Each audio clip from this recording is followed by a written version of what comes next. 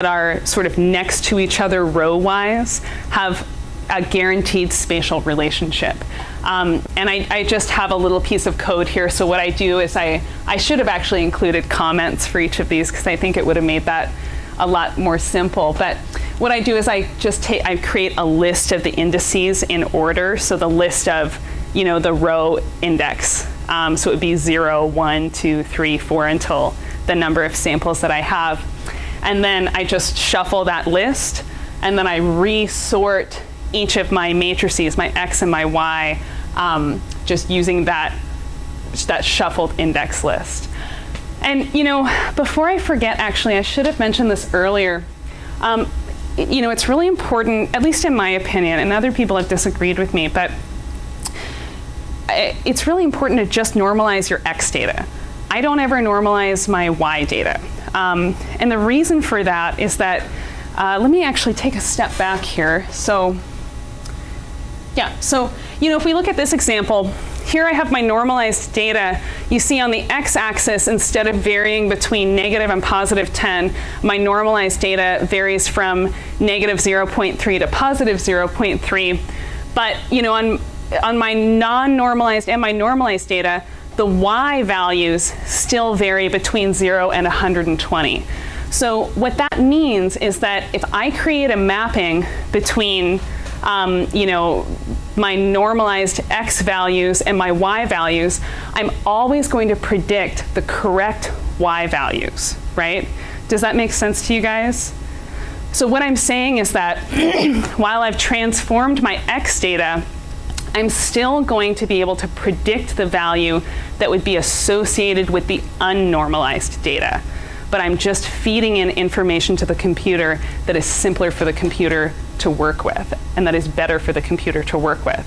So if I were to normalize my Y data as well before training and testing the network, the predictions that I'm going to make are a normalized data set. And if I want the quote unquote true values back out of that, I then have to do a secondary step of unnormalizing my Y data. I'm seeing some sort of slow nods. Do you guys have questions about this? Does that kind of make sense? It's kind of like just an independent and a dependent variable. Your X is, independent in a sense, versus Y is dependent upon X, right? Well, yes, so X is the independent variable, Y is the dependent variable. But what I'm saying is that, let me think of what a better example would be. So let's say I'm trying to map apples to oranges, right? Apple is my X and the Y is my orange. This could be a bad idea. Coming up with analogies on the fly can get messy, but let's give it a shot and just be patient with me. So let's say I want to normalize my X data, so I cut that apple in half. So what I can do now is I can train my network to predict, oh, I see half an apple, I'm still going to predict a whole orange. The whole orange is the desired output that I want. Whether I'm using a whole apple or a half an apple, I always want to get this whole orange value as my output, because that's the actual value, or that's the actual metric that I need, right? If I were to say cut both the apple and the orange in half and I get my prediction, what I have to say is that, oh, okay, now I've got this prediction, but I actually need to retransform that so that I have a whole orange at the end of it, right? So if you normalize your Y data, you then have the responsibility of a secondary step after you make your predictions. And personally, I just don't see the need for that. But maybe people who are working with extraordinarily large data sets and who are worried about extreme memory usage, then maybe normalizing the Y data would be important as well. But for me, it has not been a problem in my experience so far. Okay, so I've pre-processed the data in terms of normalization. I've shuffled the samples and partitioned my X and Y data into training and test sets. Yeah, totally, what's up? When you normalize your data, how does that affect your memory usage? So when I normalize my data, I'm essentially using smaller values. And so smaller numbers take up less space in memory. So I can then, sort of process more data during the neural network process because I've freed up space. Yeah, exactly. Technically, I've freed up space. Yeah, that's a good way to think about it. So I wanted to talk about regularization a little bit. So, I think we talked about regularization a little bit in the last couple of weeks, right? That, what we want to do with the regularization process is to prevent something called overfitting. And overfitting is essentially, it occurs when the model has sort of memorized patterns in the data as opposed to truly learning the mapping between your input and output data. And so what that might look like is if you have a very noisy input data set, what you really want is to be able to understand sort of the mean behavior of that data set. And overfitting would be when the model memorizes that noise and is not able to adapt to a new scenario because it truly didn't understand the mean state and what would be considered extreme excursions from that mean state. And so we want to do as much as we can to prevent overfitting from happening. And especially if you're using a relatively small number of samples, so let's say less than 10,000, overfitting becomes kind of a dangerous animal, I guess, because we don't really have enough cause and effect relationships for the computer to necessarily identify, oh, this is a mean state, or this is an excursion, or this is noise, or this is not, right? And so we get a more generalized network if we've applied some regularization tactics. So one of the ways that I'll show you that you can do this, and we talked about this a little bit, is called dropout. And dropout is a form of stochastic or randomized regularization. There are a couple other ways of doing this.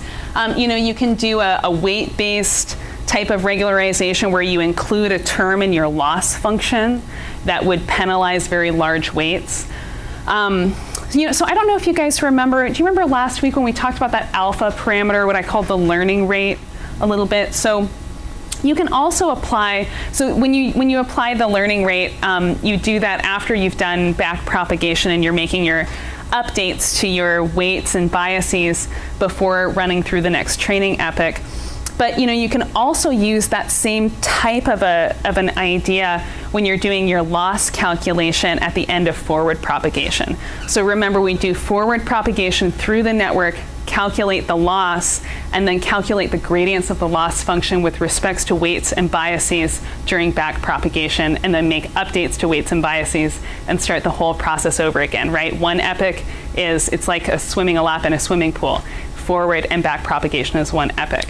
So what you can also do is you can put some regularization into your loss function calculation by including another alpha parameter which will penalize large weights. And I think, if you guys look in the GitHub materials that I provided, I always give you guys the presentation. And this time, I put it in PDF format. This time I also made a PDF that includes the notes for all of the slides. And if you guys look through the notes, there's actually a good number of references in there. And so if you're thinking to yourself, oh, I want to read a paper about this, well, there are several in there. And I think I actually have a slide of references up as well. So, another thing that this sort of weight-based penalization will help with is, maybe decreasing some ping-ponging of a function around the local minima, and also learning rate reduction will decrease that ping-ponging. So this is an example of an actual training run that I did relatively recently, actually. So the blue curve would be my performance on my training data, and the red curve is my performance on my testing data throughout the training process. And you can see that there are some significant oscillations here. And so what's happening here, this is one of those kinds of danger points, right?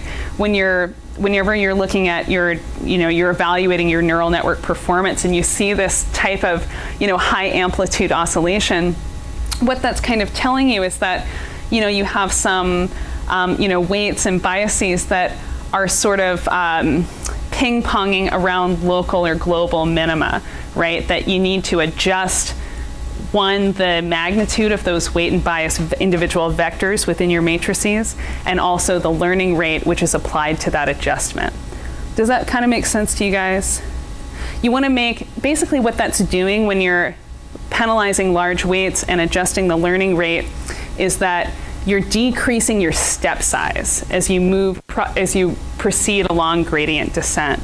And so if you're ping-ponging, what that's really saying is that your step size is too large. And so if I have a global minimum here, I'm really stepping forward and back and forward and back, and I'm not actually able to get down to that global minima. So if I decrease my step size, then I'm able to actually get down into that little dip. Yeah, totally. As you're increasing your step size, you're paying attention to more detail?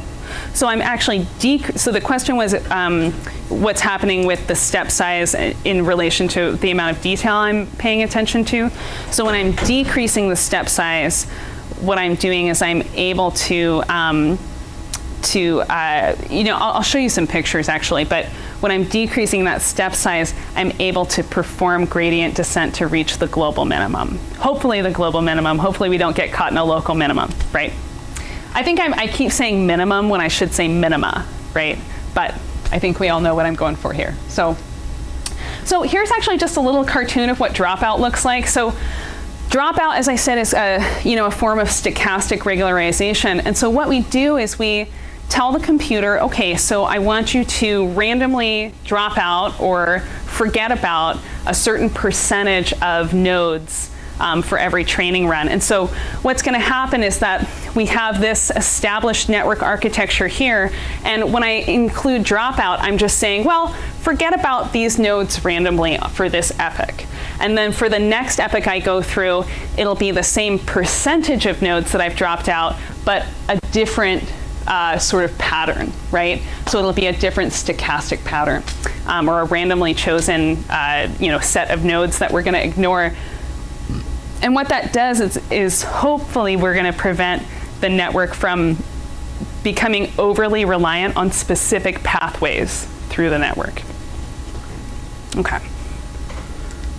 So I have a couple, my advisor, Dr. James, gave me these, and I think that they're just so fun. So, these are, we've talked a little bit about optimizers, I think. So optimizers are, sort of different ways to optimize gradient descent, right? When you're trying to optimize the parameters of that loss function.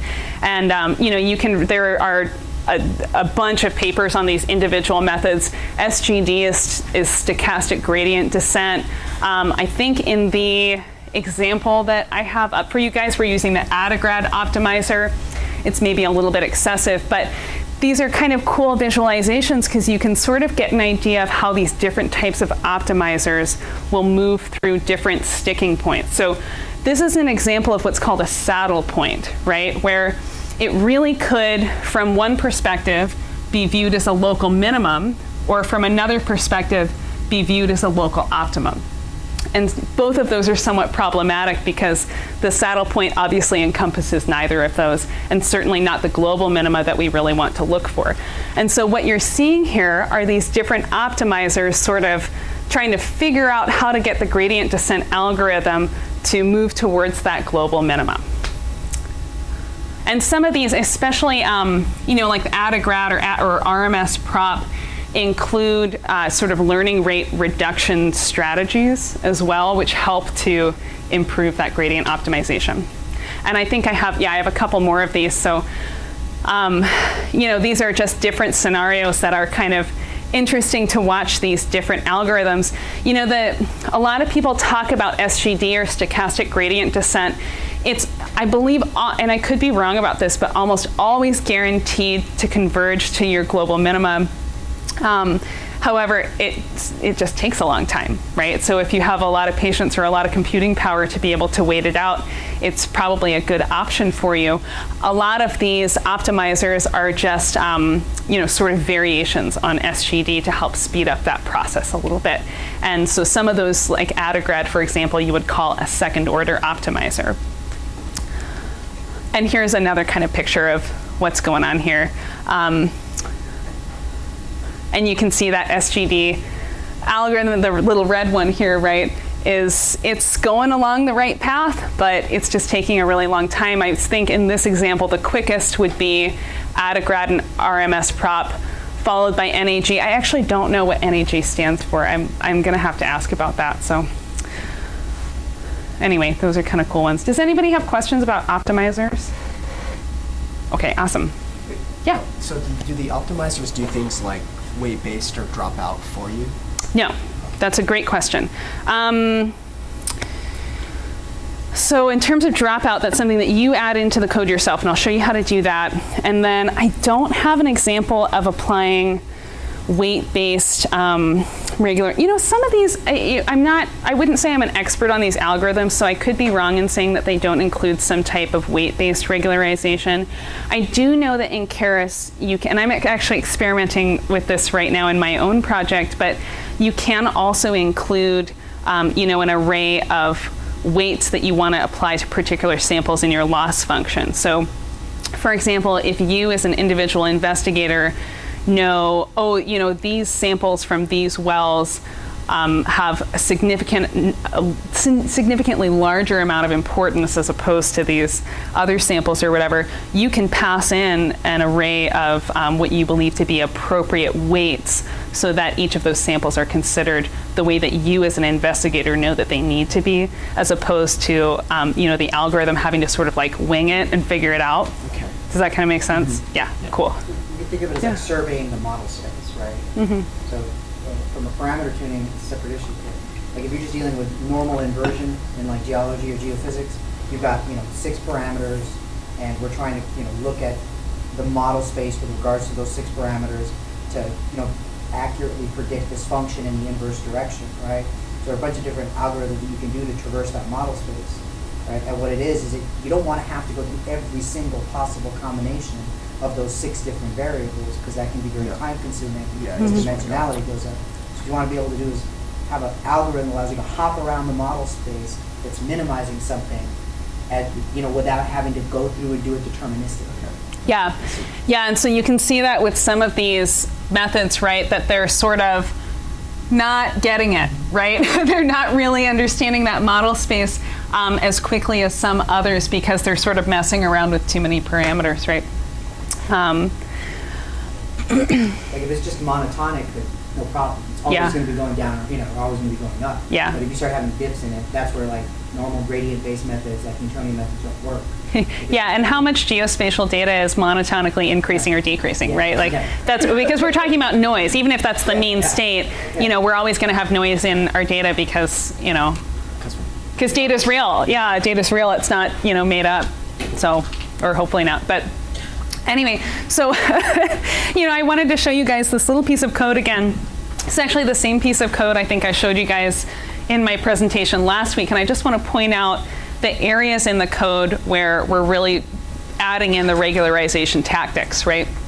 So really quickly, let me just go through an outline. You know, first I'm defining some hyperparameters, and we'll talk about hyperparameters in just a moment. I'm then creating my input layer, so my layer that's going to hold my X data or my particular causes. I'm creating, in this case, just one hidden layer for space reasons, but and then I'm creating an output layer, which is going to take my Y data or my effects that I'm trying to map my causes to. On this column of the code over here, I'm now actually building the functional model itself. So I'm building the network graph that I'm then going to later train on my data. So I am creating a model object. I'm compiling that model with a number of options. I'm fitting that model, and I'm making predictions. So let me point out a couple of things here. One of my hyperparameters here is DO is dropout. So that's my dropout rate. A dropout rate of 0.2 means forget about 20% of the nodes, right? Drop out 20% of the available nodes randomly. I'm then applying dropout to my hidden layer. So the syntax of this line means on hidden layer 1, apply dropout at this rate, at a rate of 0.2 or 20%. And then here, where I'm actually compiling my model, is I'm specifying the optimizer that I want to use. On this slide, I'm specifying an optimizer called Atom. I think in the code itself, I use Adagrad, which is a variation of Atom. So that's where I'm actually functionally performing my regularization. Do you guys have questions about that? So the dropout with DO Mm-hmm.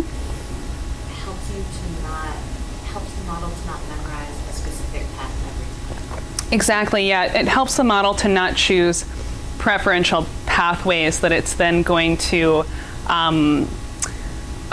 preferentially optimize through, right? That the model might choose preferential pathways based on underlying mathematics that you know as an individual investigator that those underlying mathematics may have actually been affected by artifacts within the data themselves. And so preventing those types of preferential pathways from forming is really important so that you don't get overfitting, so that your model is as well generalized as possible. A really well generalized model. Remember that when we're training these models, we're testing them on this reserved batch of data, but in a real sense, when we actually want to apply these models, we're using completely new data sets, right? And so these completely new data sets will then have, other noise or artifacts included with them that are maybe supported by a different set of underlying mathematics than the model that we initially trained on. And if we have an overly fit model that has memorized these sort of underlying mathematics to a particular set of noise and artifacts, then we're not going to be able to make accurate predictions on another set of data. And so doing these regularization tactics helps the model to not memorize those preferential pathways and to create a mapping based on underlying mathematics that have some relative truth embedded within that mapping, right? That's what we really want, is to be able to have that mapping be really representative of the true physical process that we believe to be occurring. So that was a good question. So I'm going to talk a little bit about hyperparameters. So let me actually go back really quickly. So the hyperparameters that I'm defining here are the number of epochs, which some people say that's debatable whether or not it can be considered a hyperparameter. Dropout rate, the number of nodes, the number of layers would be another hyperparameter. The learning rate would be another hyperparameter that you can choose to tune yourself, or you can have the model kind of do it for you. And then batch size also. I think I mentioned batch processing last week or a couple weeks ago or whatever, but really I would say what I would consider the primary motivation behind batch processing would be that when you're feeding this large volume of data through your deep learning model during forward and backward prop, you're using up a lot of memory, right? So what you can actually do is just pass in batches of data. And so for each epoch, what you're going to do is train, let's say you have 5,000 samples and you want to use batches of 500. So you're actually going to train for each epoch, you're going to train 500 batches at a time and use those to iteratively update your weights. It might take a little bit longer to get to your optimal solution if you do it that way, but you sort of have the added benefit of not clogging up so much memory, and your computer could become, especially with a very large data set, could become overloaded very quickly. So batch processing is a really common thing to do. So in terms of hyperparameters, these are sort of what I call parameters about parameters, right? They're parameters that govern the process itself as opposed to affecting any kind of data transformation. And these are really important during the training process so that we can optimize the performance of the network. When I say optimize the performance, what I'm talking about is both the training time and getting to the right solution, right? So optimizing to that global minima. So examples, like I mentioned, would be things like learning rate, dropout rate, the numbers of nodes, the numbers of layers. And I would say most commonly, at least with the people that I've spoken to, the way that people do hyperparameter tuning is that you come up with maybe 1,000 different configurations of hyperparameters that you want to try with your model, and then you iteratively train the model with each of those hyperparameter configurations, and you choose the model with the best performance. And I have an example where I'll show you guys how to do that. You know, there are, I know that there are tools out there, like, you know, particular pieces of software that do hyperparameter tuning, and you know, people seem to really like them. I have not experimented with these yet, and so I can't necessarily recommend one or the other. I think I do have a reference in here for a software package called Hyperband that I saw somebody give a talk about a couple months ago. And he seemed pretty jazzed about it. I mean, he was the developer, so of course he was pretty jazzed about it. But you know, if this iterative approach doesn't seem valuable to you, then you might want to check out some of those you know, other options that you can look at. So a lot of the machine learning, like conventional machine learning workbenches, have, you know, like stuff that Microsoft offers, or so they have like some automated hyperparameter tuning functionality built into them. But those are things that tend to run very quickly. Yeah. When you start dealing with deep learning, you have to be a little bit more careful because these things can take much longer to run. Yeah. You may not have the time to go through 1,000 different. Well, and that's why I'm not running live demos today. Yeah. So the hyperparameter tuning run that I set up for you guys, I think it probably took 2 hours to run, right? And this is a relatively simple network, right? I'm just using, you know, y = x squared. I have one feature, you know, so depending on the configuration of hyperparameters I used, each model took maybe between 1 to 5 minutes to train, and I did, I think, approximately 100 different configurations of hyperparameters. So, you know, for example, for my model that I'm running, for my personal research, just one training period for at least the configuration of hyperparameters that I have right now takes about 10 hours, right? It can be 10 to 20 hours depending on how long I want to train it for. And so if I want to do 100, you know, iterations or 1,000 iterations, I really need to choose those hyperparameters wisely. And I'm glad you mentioned this because I'll show you guys some examples today of maybe some good ways to get a feel for the configurations that would even be appropriate to try, right? Because you don't really want to be tuning your network on configurations of hyperparameters that wouldn't even make sense for your problem, right? And so I'll show you some ways of kind of stepping through that. So, yeah.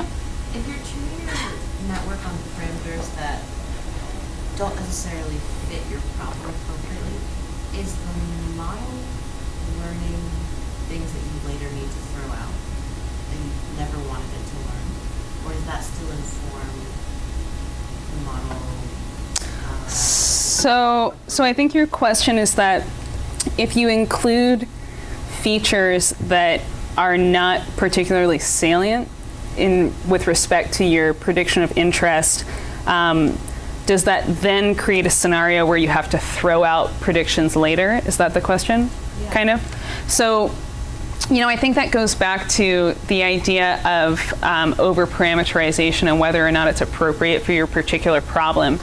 You know, I think one of the downsides with data-driven modeling as opposed to physics-based modeling is that, you know, with a physics-based model, you can run what's called a sensitivity analysis, where you can really get, you know, some quantified metrics about whether or not a particular parameter had, you know, a significant level of influence when it came to making your prediction of interest. With a data-driven or, you know, unfortunately termed black box model, you don't get that type of sensitivity information out. And so you as an individual investigator need to make the choice of which features are going to be the most salient so that you're making the best prediction that you possibly can. And that's something to experiment with, right?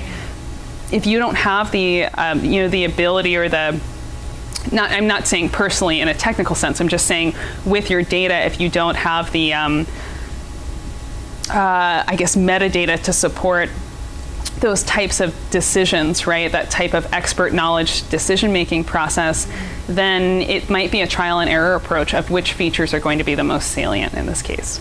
Yeah. So typically, once again, conventional machine learning, like, you may start off with like 300 different types of sensors that are connected to a piece of equipment that you're trying to use for predictive maintenance or something. And what you'll do is you'll do some exploratory analysis to, you know, principal component analysis, you know, some different to say, actually we What only need matters the 30, most.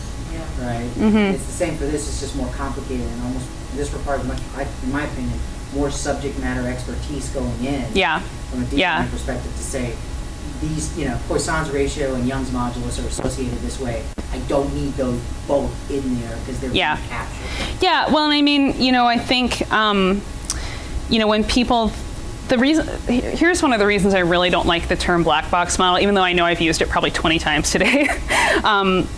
What I don't like about that is I think it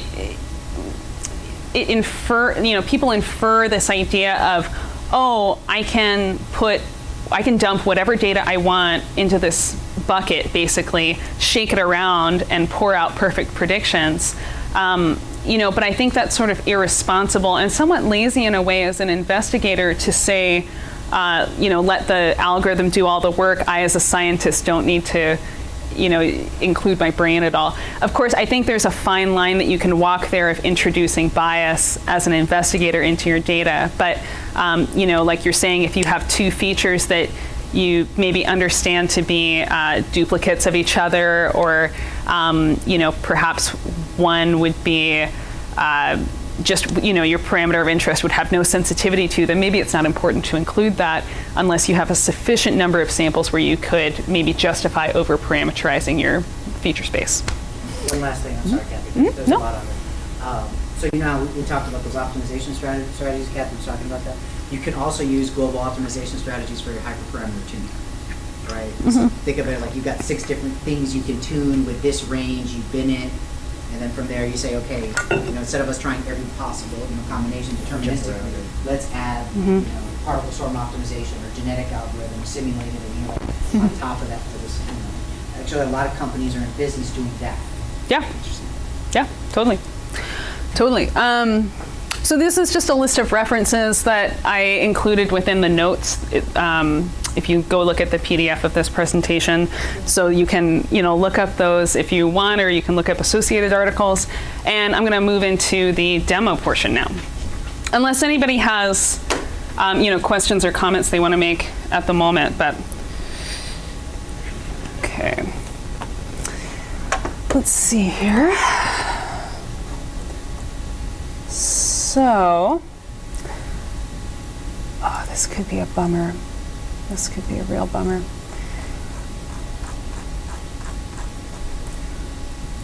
So I'm just going to kind of quickly, some of these pieces of code, and I apologize for anybody taking this remotely. Just with the technical setup at this moment, I kind of have to be away from the screen to be able to move through some of this code. So you'll hear my voice, but probably won't, see me for a moment. But, I just kind of want to quickly work through the workflow of the demo that I set up for you guys and what sort of these pieces of code do, and then we'll take a little bit more time to examine some of the more, I guess what I would consider important aspects of that. So let me just really quickly outline the process that we're going to go through. I'm going to show you first this script. Here is our pre-processing script. We've already looked at some of the details of that script, but let's just look at a little bit of output with that as well, and really talk about some some aspects I think I touched on very briefly. The next script that we're going to look at